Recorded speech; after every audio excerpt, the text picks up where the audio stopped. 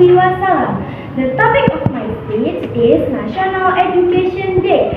Every second day we celebrate it. On struggle era, Indonesian citizens could not allow to school. They wanted Indonesians always to be stupid. So we couldn't war against them.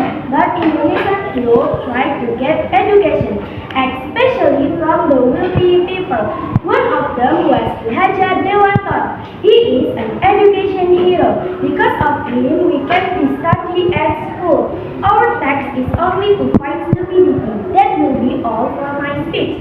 I hope it will be useful for us.